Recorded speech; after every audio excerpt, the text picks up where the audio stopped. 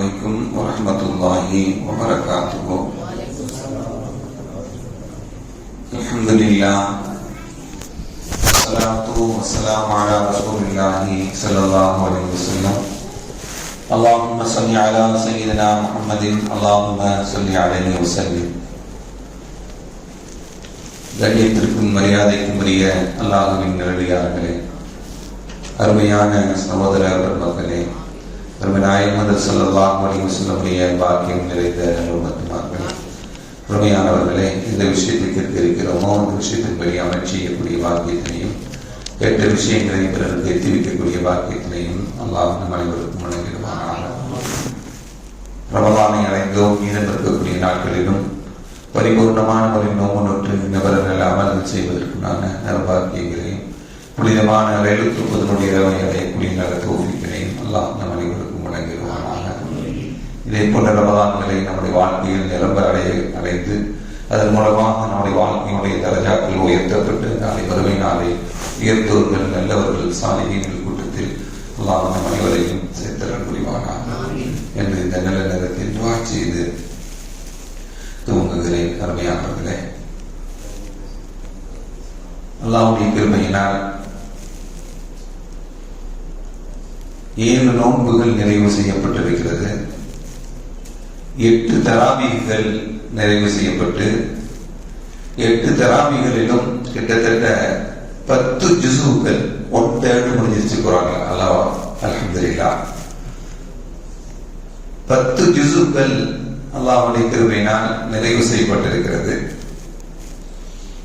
இன்று ஹாஃபிதுகள் தொழுகையில் ஓதிய அத்தியாயம் சூரத்துல் அன்ஃபால், சூரத்துத் தௌபா. அன்ஃபால்னா என்ன அப்படின்னா போர் செல்வங்கள், கனிமத்துகள், அதுக்குதான் அன்ஃபால். ஏன் இந்த அத்தியாயம் இறக்கப்பட்டது அப்படின்னா, பத்ர் யுத்த களத்தின் பொழுது இஸ்லாமியர்களுக்கு வெற்றி கிடைத்தது. அந்த வெற்றியினுடைய வழியாக நிறைய செல்வங்கள், எதிரிகள் விட்டு சென்ற செல்வங்கள் நிறைய கிடைத்தது. அதை எப்படி பங்கிடுவது, யார் யாருக்கு எப்படி பங்கிட வேண்டும் என்று ஒரு நெறிமுறை இல்லாத சூழ்நிலை இருந்த பொழுது அல்லாஹ் ஒரு நெறிமுறையை ஏற்படுத்தி கொடுத்தான். அந்த செய்திகளை தாங்கி வரக்கூடிய அத்தியாயம்தான் சூரத்துல் அன்ஃபால். அந்த சூராவை நிறைவு செய்து அடுத்து சூரத்து தௌபா. மொத்தம் குர்ஆனில் 114 சூறாக்கள் இருக்கின்றன. அந்த 114 சூறாக்களில் இந்த தௌபா என்ற அத்தியாயம் கொஞ்சம் வித்தியாசமானது. எல்லா சூறாவும் ஒரே மாதிரி இருக்கு அப்படின்னா இந்த சூறா மட்டும் கொஞ்சம் டிஃபரெண்டா இருக்கும். என்ன டிஃபரெண்ட் அப்படின்னா, இந்த சூறாவுக்கு மட்டும் பிஸ்மில்லாஹ் இருக்காது. மீதி எல்லா சூறாவுடைய ஆரம்பத்திலும் பிஸ்மில்லாஹிர் ரஹ்மானிர் ரஹீம் என்று சொல்லிதான் அந்த சூறா துவங்கும். அப்ப நான் 114 சூறா, ஒரு சூறாக்கு மட்டும் பிஸ்மில்லா இல்ல. அப்ப நான் குர்ஆன்ல எத்தனை பிஸ்மில்லா இருக்கும்? எத்தனை இருக்கும்? ஆனா 114 இருக்கு. அல்லாஹ் சொல்ற இன்னொரு சூறா ஒன்று இருக்கு. இது சூறாவுடைய ஆரம்பத்தில் இல்ல. அல்லாஹ் இன்னொரு சூறாவுல சூரத்து நம் அப்படிங்கிற ஒரு சூறா, அந்த சூறாவுல இன்னஹு மின் சுலைமான் வ இன்னஹு பிஸ்மில்லாஹிர் ரஹ்மானிர் ரஹீம், அதில் சுலைமான் அலைஹிஸ்ஸலாம் கடிதம் எழுதிய அந்த வரலாற்று நிகழ்வை அல்லாஹ் பதிவு செய்திருக்கிறார். அவர்கள் பிஸ்மில்லாஹிர் ரஹ்மானிர் ரஹீம் என்று எழுதி அந்த கடிதத்தை துவங்குவார்கள். அந்த வரலாற்று நிகழ்வை அல்லாஹ் சொல்லும் பொழுது அந்த பிஸ்மில்லாஹிர் ரஹ்மான் ரஹீம் அந்த அத்தியாயத்துல 2 இடத்துல வரும். சூறாவுடைய ஆரம்பத்திலும் வரும், இடையிலையும் இந்த அத்தியாயமாக வரும் என்பதையும் நாம் தெரிந்து கொள்ள வேண்டும். அருமையான மக்களே, தௌபானா என்ன அப்படின்னா மனம் வருந்தி மன்னிப்பு தேடுதல். தௌபானா மனம் வருந்தி வெறும் எல்லாம் மன்னிச்சுக்கோன்னு சொல்றது இல்ல. மனசுல அந்த தவறை உணர்ந்து நாம் என்ன பண்றது, அல்லாஹ்விடத்துல மன்னிப்பு தேடுவதற்கு பெயர் தான் தௌபா என்பதை நாம் நினைவில் வைத்துக் கொள்ள வேண்டும். இந்த தௌபா சூராவில் அல்லாஹ் கிட்டத்தட்ட 129 வசனங்களை அல்லாஹ் அல்லாஹ்வுடைய வசனங்கள் 129 வசனங்கள் கொண்ட சூரா தான் இது. மதீனாவில் இறங்கிய அத்தியாயம். இது எப்ப இறங்கப்பட்டது இந்த அத்தியாயம் அப்படின்னா ஹிஜ்ரி 9ஆம் ஆண்டு. ஸல்லல்லாஹு அலைஹி வஸல்லம் இந்த உலகத்தை விட்டு மரணிப்பதற்கு கொஞ்ச காலங்களுக்கு முன்பாக இந்த ஹிஜ்ரி 9ஆம் ஆண்டு தான் ஹஜ் கடமையானது. அந்த ஹஜ் கடமையான வருடம் தான் இந்த சூரத்து தௌபா இறங்கியது என்று பெருமக்கள் சொல்வாங்க. இந்த ஹஜ் கடமையான பொழுது ஹஜ் செய்யணும்ல. ஸல்லல்லாஹு அலைஹி வஸல்லம் அவங்க ஹஜ் செய்யல. அந்த வருஷம் ஹிஜ்ரி 9ல கடமையான வருஷத்துல ஹஜ் செய்யல. அதுக்கு நிறைய காரணங்கள் இருக்கு. வாய்ப்புகள் இருந்தால் கடைசியாக உங்களுக்கு சொல்லுகிறேன். நபிகள் நாயகம் ஸல்லல்லாஹு அலைஹி வஸல்லம் ஹஜ்ஜுக்கு போகல. அப்ப யாரு ஹஜ் செஞ்சது? கடமையானவங்க ஹஜ் செய்யணும்ல. யார் ஹஜ் செஞ்சது அப்படின்னா ஸல்லல்லாஹு அலைஹி வஸல்லம் அவர்கள் போகாததுக்கு காரணங்கள் இருந்தாலும் அபூபக்கர் சித்திக் ரலியல்லாஹு தஆலா தலைமையில் ஒரு குழுவை அனுப்பி வைத்தார்கள் ஹஜ் செய்தது. அந்த குழு ஹஜ்ஜுக்கு போயது, ஹஜ் செய்தார்கள். ஆனால் அங்க சில நடைமுறை சிக்கல்கள் இருந்தது.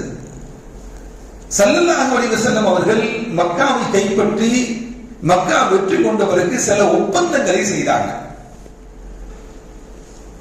அந்த ஒப்பந்தங்கள் அடிப்படையில் அந்த மக்கள் எல்லாம் ஒத்துழைக்கல, ஒப்பந்தங்களை மீறி விட்டார்கள்.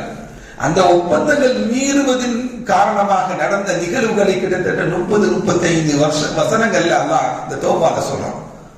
அந்த ஒப்பந்தங்களை மீறி அந்த காபிர்களை எங்கு கண்டாலும் அவங்கள என்ன பண்ணுங்க, இது பண்ணிடுங்க அப்படிங்கிற வார்த்தைகளை எல்லாம் உள்ளடக்கிய வசனங்கள் எல்லாம் இதுல இருக்கும். அதற்கு அபூபக்கர் சித்திக் ரலியல்லாஹு தஆலா தலைமையில ஹஜ்ஜுக்கு ஒரு குழு போயது. ஸல்லல்லாஹு அலைஹி வஸல்லம் அவங்க அலி ரலியல்லாஹு தஆலா அவங்கள பின்னாடி அனுப்பி வைக்கிறாங்க. ஒரு அவசர நிலையை அந்த மக்களுக்கு, ஹஜ்ஜுக்கு வந்த மக்களுக்கும் மக்காவாசிகளுக்கும் நிலைநிறுத்துவதற்காக வேண்டி அந்த மக்களுக்கு ஒரு 4 கட்டளைகளை சொல்லி அலி ரலியல்லாஹு தஆலா பின்னாடி போறாங்க. இதை அபூபக்கர் சித்திக் ரலியல்லாஹு தஆலா சொல்லி அந்த மக்களுக்கெல்லாம், அந்த மக்களுக்கும் மக்காவாசிகளுக்கும் இந்த 4 நடைமுறைகளையும் நீங்கள் கடைபிடிக்க வேண்டும் என்ற முறையை சொல்லிக் கொடுக்கிறார். என்ன 4 நடைமுறைகள்? அதற்கு அலி ரலியல்லாஹு தஆலா கொண்டு போனது அந்த 4 அறிவிப்புகள். இன்னைக்குதான் நிறைய அறிவிப்புகள் வருதுல்ல, எதிர்கட்சிகள் ஆளுங்கட்சி மாத்தி மாத்தி அறிவிப்பு கொடுக்கிற மாதிரி. இப்படி அறிவிப்புகள் அல்ல, இது வெறும் பேப்பரால் உள்ளது அல்ல. இது இன்று வரையும் நடைமுறையில் உள்ளது. அப்ப போட்ட அலி ரலியல்லாஹு தஆலா மூலமாக 4 அறிவிப்புகளை ஸல்லல்லாஹு அலைஹி வஸல்லம் எழுதி அனுப்பிய அந்த 4 அறிவிப்புகளும் இந்த நிமிடம் வரையும் கியாமத் நாள் வரையும் நடைமுறைகள் உள்ளது. என்ன அந்த நடைமுறை அப்படின்னா, காபிர்கள் காபத்துல்லாஹ்வுக்கு உள்ளே நுழைவதற்கு தடை செய்யப்பட்டது. அலி ரலியல்லாஹு தஆலா போய் சொன்ன முதல் செய்தி என்ன? காபத்துல்லாஹ்வுக்குள் இனிமேல் காபிர்கள் உள்ளே வரக்கூடாது. ஹரமுடைய எல்லையை தாண்டி இன்னும் என்னல்ல, காபிர்கள் உள்ளே செல்வதற்கு இன்றும் அனுமதி. கியாமத் நாள் வரையும் அதுதான் நடைமுறை. இது சாதாரண அறிவிப்பா? இவங்க மாதிரி அறிவிப்பா? இது அல்லாஹ்வுடைய அறிவிப்பு, அல்லாஹ்வுடைய ரசூல் எழுதி அனுப்பிய அறிவிப்பு. இது இன்று வரையும் நடைமுறையில், கியாமத் நாள் வரையும் நடைமுறையில் இருக்க வேண்டிய அறிவிப்பு ஒண்ணு. இரண்டாவது, ஐயாமுல் ஜாஹிலியா காலத்தில் இஸ்லாம் வருவதற்கு முன்பாக உள்ள காலங்களில், அதற்கு முன்பாக இஸ்லாத்தினுடைய கைக்கு காபத்துல்லா வருவதற்கு முன்பு வரையும் என்ன இருந்துச்சு அப்படின்னா, தவாப் செய்வாங்க. காபத்துல்லாவை தவாப் செய்வாங்க. தவாப் செய்யும் பொழுது ஆடையின்றி தவாப் செய்வாங்க. உரியானன் தவாப் செய்வாங்க. ஆண்கள் எல்லாம் பகல்லையும் பெண்கள் எல்லாம் இரவுலையும் காபத்துல்லாவை எப்படி தவாப் செய்வாங்க? ஆடை இல்லாமல் தவாப் செய்வாங்க. ஸல்லல்லாஹு அலைஹி வஸல்லம் அவங்க இந்த 9வது ஹிஜ்ரி 9ஆம் ஆண்டு ஹஜ் செய்யாததுக்கு காரணம், அல்லாஹ்வுடைய திருத்தூதர் காபத்துல்லாவை கைப்பற்றிய பிறகும் இந்த நடைமுறை இருக்கு. ஆடை இல்லாமல் தவாப் செய்யக்கூடிய நடைமுறை இருக்கும் பொழுது அல்லாஹ்வுடைய ரசூல் போய் அவங்களோடு சேர்ந்து தவாப் ஹஜ் செய்ய முடியுமா அப்படின்னா செய்ய முடியாது என்பதற்காக போல. இப்படி நிறைய காரணங்கள் உண்டு. இன்று முதல் அறிவிப்பு செய்யக்கூடிய இன்று முதல் இனிமேல் ஆடை இல்லாமல் யாரும் தவாப் செய்யக்கூடாது என்ற நடைமுறையையும் நபிகள் நாயகம் ஸல்லல்லாஹு அலைஹி வஸல்லம் அவர்கள் அலி ரலியல்லாஹு தஆலா மூலமாக அந்த அறிவிப்பை அபூபக்கர் சித்திக் ரலியல்லாஹு தஆலா சொல்லி அந்த மக்களுக்கு அறிவிப்பு செய்கிறார். அடுத்து மூணாவது, சில பேர்கள் ஒப்பந்தங்களை மீறினாங்கன்னு ஆரம்பத்தில் சொன்னேன். யாரெல்லாம் ஒப்பந்தங்களை மீறாமல் இருக்கிறார்களோ அவர்களுடன் இஸ்லாமியருடைய உறவுகள் உண்டு. அவங்களை எதிர்த்து சண்டை போடுறதில்லை, அவங்களுக்கு எதிரான எந்த இதுவும் வர்றதில்லை. அவர்கள் என்ன ஒப்பந்தங்களை அடிப்படையில் கையெழுத்திட்டார்களோ அந்த ஒப்பந்தத்தின் அடிப்படையிலே அந்த தொடர்புகள் எல்லாம் இன்றும் தொடரும், இனியும் தொடரும் என்ற அறிவிப்பையும் நபிகள் நாயகம் ஸல்லல்லாஹு அலைஹி வஸல்லம் கொடுத்தார். நான்காவதாக மிக முக்கியமான செய்தியை சொன்னாங்க ஸல்லல்லாஹு அலைஹி வஸல்லம், நீங்கள் எப்பொழுதுதான் நீங்கள் தவாப் செய்தாலும் நீங்கள் மூமின்களாக இல்லாவிட்டால் சொர்க்கம் செல்லவே முடியாது என்ற மிக முக்கியமான செய்தியும் சொன்னாங்க. காபிர்கள்லாம் சொர்க்கம் போக முடியுமா அப்படின்னா போக முடியாது. யாருதான் சொர்க்கம் போக முடியும்? நீ என்ன நல்ல அமல்கள் செய்தாலும் எவ்வளவு நீ நற்காரியங்கள் செய்தாலும் எங்க போக முடியாது? சொர்க்கத்துக்கு போக முடியாது. அந்த அறிவிப்பையும் நபிகள் நாயகம் ஸல்லல்லாஹு அலைஹி வஸல்லம் மூலமாக அலி ரலியல்லாஹு தஆலா கொண்டு சென்ற அறிவிப்புகளில் இந்த 4 அறிவிப்புகளும் ஹிஜ்ரி 9ஆம் ஆண்டு முதலாக ஹஜ் கடமையாக்கப்பட்ட ஆண்டு இந்த அறிவிப்புகளை அபூபக்கர் சித்திக் ரலியல்லாஹு தஆலா அவங்க மக்களுக்கு எத்தி வைத்தார்கள் என்பதை நாம் நினைவில் வைத்துக் கொள்ள வேண்டும். அருமையான மக்களே, அதை தாண்டி இந்த சூரத் தௌபால அல்லாஹ் ஜகாத் யார் யாருக்கு கொடுக்கணும் அப்படிங்கிற ஒரு பட்டியல், இன்னமஸ் ஸதகாத் லில் ஃபகராஇ வல் மசாகின் என்று ஒரு 8 பிரிவுகளை அல்லாஹ் இந்த வசனத்தில் சொல்வான். அது இந்த வசனம். அதே போல வருஷத்துல 12 மாதங்கள், அது 4 சங்கையான மாதம் என்ப இன்ன இத்தத் ஷுஹூரி இன்தல்லாஹி 12 ஷஹரன் ஃபீ கிதாபில்லாஹ் யௌம ஹலகஸ் ஸமாவாத்தி வல் அர்த் மின்ஹா அர்பஅத்துன் ஹுரும் என்ற வசனமும் இந்த சூரத்து தௌபாவில் இடம்பெற்றிருக்கக்கூடிய செய்தி. அதே போல இன்னமா யஅமுரு மசாஜிதல்லாஹி மன் ஆமன பில்லாஹி வல் யௌமில் ஆகிர், பள்ளிகளை நிர்வாகம் செய்யக்கூடியவர்கள் அவர்களுக்கு உண்டான கண்டிஷன் அப்படிங்கிறதையும் இந்த அத்தியாயத்துல நம்ம வருது. என்ன இதுலதான் வருது. அந்த கண்டிஷனையும் அல்லாஹு தஆலா இந்த அத்தியாயத்துல சொல்றான். அதே போல அருமையானவர்களே, தபூக் யுத்தம் நடந்துச்சு. அந்த தபூக் யுத்தத்துல மிகப்பெரிய ஜாம்புவான்களை எதிர்த்து போரிடப்பட்ட யுத்தம் தான் தபூக் யுத்தம். யாரை எதிர்த்து? ரோமானிய கிறிஸ்துவ பேரரசு. இன்னைக்கு அமெரிக்கா மாதிரி பெரிய வல்லரசு. அன்னைக்கு அந்த வல்லரசை எதிர்த்து இஸ்லாமியர்கள் போரிட்ட அந்த யுத்தம் தான் தபூக் யுத்தம். அந்த தபூக் யுத்தத்தினுடைய வரலாறையும் அல்லாஹ் இந்த அத்தியாயத்துல என்ன பண்றான் சொல்றான். ஒன்னையும் பேசினா மணிக்கணக்கில் பேசலாம். என்னென்ன வந்துச்சு, என்னென்ன கேட்டோம் காதல அப்படிங்கறத நமக்கு. அதே போல ஹுனைன் யுத்தம் ஒன்று நடந்துச்சு இஸ்லாத்துல. அந்த ஹுனைன் யுத்தத்தினுடைய வரலாறையும் அல்லாஹ் இந்த சூரத்து தௌபால நமக்கு நினைவுபடுத்தி காட்டுகிறார். அதே போல முனாஃபிக்குகளை பத்தி ஏராளமான செய்தியை சொல்றான் அல்லாஹ். முனாஃபிக்குகளாக வாழ்ந்த அந்த மக்களை பற்றி அல்லாஹ் ஏராளமான செய்திகளை கூறுகிறார். அவங்க என்ன பேசினாங்க, என்ன நினைச்சாங்க, என்ன பேசலாம் நினைச்சாங்க, அதையெல்லாம் அல்லாஹ் பதிவு செஞ்சிருக்கான். அவங்க பேச நினைச்சதெல்லாம் பதிவு செஞ்சிருக்கான். பேசினத அல்லாஹ் பதிவு செஞ்சிருக்கிறான் இந்த அத்தியாயத்துல. அப்துல்லா இப்னு உபை என்று சொல்லக்கூடிய ஒரு முனாஃபிக்குடைய தலைவர், அவரு மூத்தாயிட்டார். மூத்தான அவருடைய மகன் முஸ்லிம் மூமினானவர், நல்ல மனிதர். ஸல்லல்லாஹு அலைஹி வஸல்லம் அவங்கள்ட்ட யார் சொல்லலாம், எங்க தந்தைக்கு நீங்க தான் தொழு வைக்கணும்னு சொல்றார். ஸல்லல்லாஹு அலைஹி வஸல்லம் அந்த மனிதர், நல்ல மனிதருடைய வார்த்தைக்காக வேண்டி முனாஃபிக்குடைய தலைவருக்கு ஸல்லல்லாஹு அலைஹி வஸல்லம் தொழு வைக்க போறாங்க. ஸல்லல்லாஹு அலைஹி வஸல்லம் தொழு வைக்க போகும்போது உமர்தியல்லாஹு அன்ஹு தடுக்கிறாங்க. யார சொல்லலாம், போவாதீங்க, அவன் முனாஃபிக், யார சொல்லலாம் போவாதீங்க அப்படின்னா.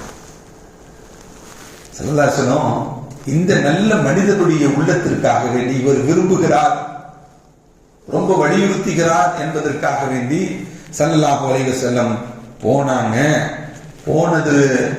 போனோன்னு அல்லாஹ் என்ன பண்ணா, குர்ஆன் வசனத்தை இறக்கிட்டான். என்ன வசனம் இருக்குன்னா, வலா துஸல்லி அலா அஹதின் மின்ஹும் மாத்தா. அந்த முனாஃபிக்குகள் இருந்து யார் மரணமானாலும் நீங்க என்ன பண்ணாதீங்க, தொழு வைக்காதீங்க. வலா தகும் அலா கபரிஹி, அவங்க கபர்ல போய் நிக்காதீங்க என்ற செய்தியை நபிகள் நாயகம் ஸல்லல்லாஹு அலைஹி வஸல்லம் அவங்களுக்கு முனாஃபிக்குகளுக்கு தொழு வைக்க வேண்டாம் என்ற ஒரு கட்டளையை அல்லாஹ் நபிகள் நாயகம் ஸல்லல்லாஹு அலைஹி வஸல்லத்துக்கு என்ன சொன்னா. இப்படி முனாஃபிக்குகள் சம்பந்தமாக நிறைய செய்திகளை இந்த அத்தியாயத்துல நிறைய சொல்லிக்கிறார். அருமையானவர்களே, அதே போல முனாஃபிகீன் நேர் ஆப்போசிட் மூமின்கள். இந்த சூரத்துல் அன்ஃபால் உடைய தௌபா பார்த்தோம். சூரத்துல் அன்ஃபால்ல ஒரு வசனம் இருக்கு மூமின்களை பற்றி. மூமின்களுக்கு சில கேரக்டர் உண்டு, சில நற்பண்புகள் உண்டு. இந்த நற்பண்புகள் எல்லாம் யாரிடம் இருக்கிறதோ அவனுடைய மூமினுடைய கேட்டகரி அப்படிங்கிற அல்லாஹ். யார் அந்த மூமின்கள்? அல்லாஹ் சொல்லக்கூடியவர்கள் யார்? இதா துக்கிரல்லாஹ், அல்லாஹ்வுடைய திக்ர், அல்லாஹ்வுடைய பெயர் அவர்களிடம் சொல்லப்படும் என்றால் வஜ்லத் குலூபுஹும், அவருடைய உள்ளங்கள் எல்லாம் நடுநடுங்குமா. அல்லாஹ் சொல்லிட்டாலே உள்ள போய் நடுங்கிருமா. இது மூமினுடைய குணம் அப்படிங்கிறார். தினமும் அல்லாஹ் அல்லாஹ் கூப்பிடுறாங்க வாங்க சொல்லி உள்ளம் நடுங்குதா அப்படின்னா யாருக்கும் நடுங்கப்படுகிற வாங்க கேட்டாலும் நமக்கு ஹெட்போனை போட்டு கேட்டு பாட்டு கேட்கிறவங்க எத்தனை பேர் இருக்கிறாங்க. அல்லாஹ் பாதுகாக்க வேண்டும். அப்படின்னா உண்மையான மூமினுடைய உள்ளங்கள் எப்படி இருக்கும்?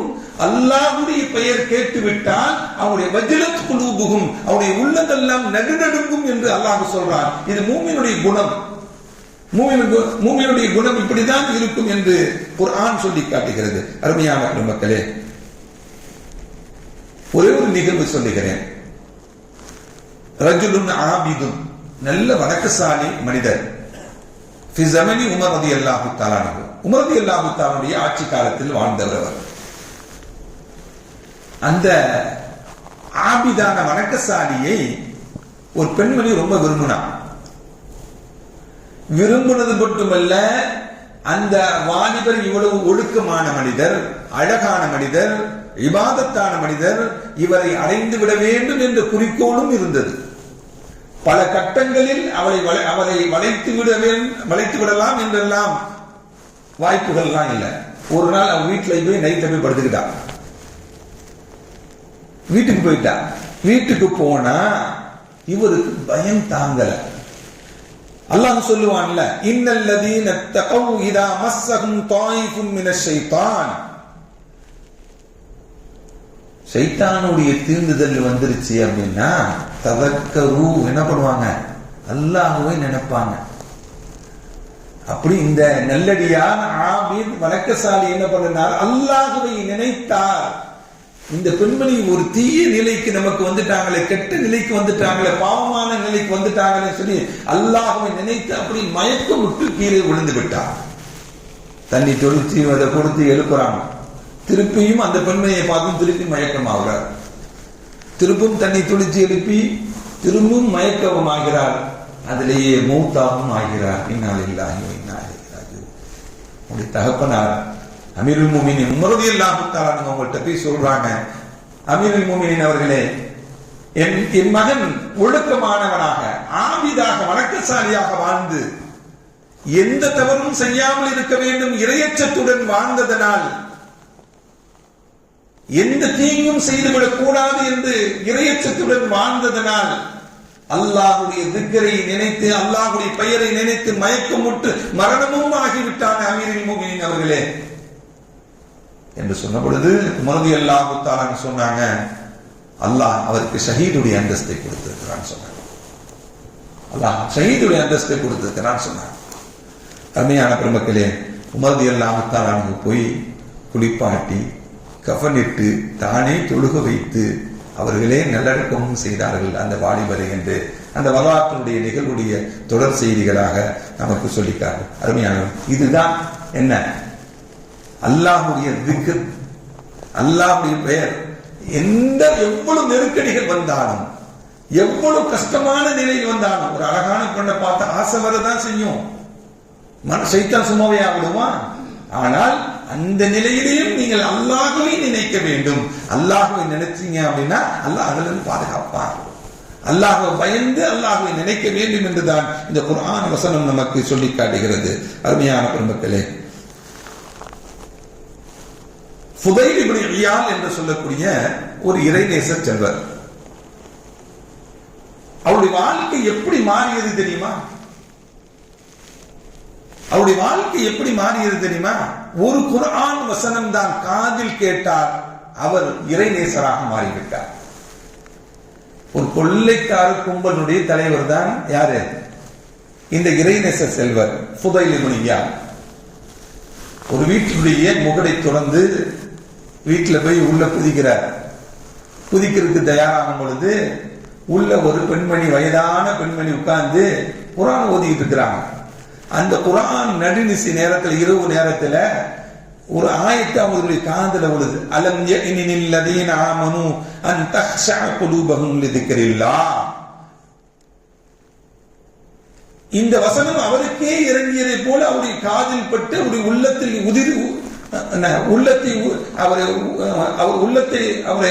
அவரை உணரச் செய்தது. என்ன அப்படின்னா, அல்லாஹ்வை அஞ்சி வாழ்வதற்குண்டான இன்னும் நேரம் வரலையப்பா அப்படின்னு கருத்தை சொல்லக்கூடிய ஆயத்து அது.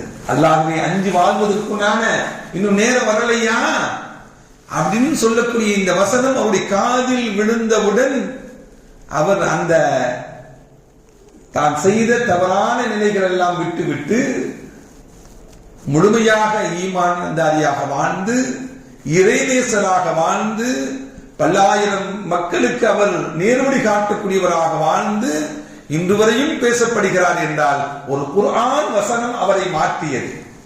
அல்லாஹ் இந்த திருக்குர்ஆன்ல சொல்லுவான்,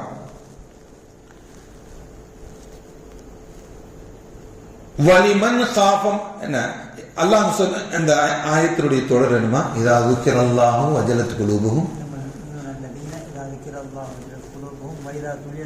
وإذا تليت عليهم آياته زادتهم ஈமானா. அவங்கள்ட்ட குர்ஆன் ஓதி காட்டப்பட்டா ஈமான் அதிகமாகும். குர்ஆன் வசனம் ஓதி காட்டப்பட்டுச்சுன்னா ஜாதத்துஹு ஈமானா, குர்ஆனுடைய வசனம் காதுல பட்டோன ஈமான் அதிகமாகணுங்க. அல்லாஹ்வுடைய பெயரை கேட்டோன்னு உள்ளம் நடுங்கணுங்க. இது மூமினுடைய நிலைப்பாடு அப்படிங்கிறான் அல்லாஹ் தஆலா. அந்த மனிதருக்கு ஒரு குர்ஆனுடைய வசனத்தை காதில் கேட்டு அவருடைய வாழ்க்கையே மாறிச்சு அப்படின்னா நம்முடைய உள்ளம் ஏன் மாற மறுக்குது? ஏன் நம்முடைய உள்ளம் மாற மறுக்குது? குர்ஆன் மாற்ற வேண்டும் அப்படிங்கிறதா இந்த செய்தி நமக்கு. அருமையான பெருமக்களே, ஈமான் என்பது மனிதர்களுக்கு அல் ஈமானு யஸீது வ யன்குஸ், ஈமான் கூடவும் செய்யும் குறையும் செய்யும்.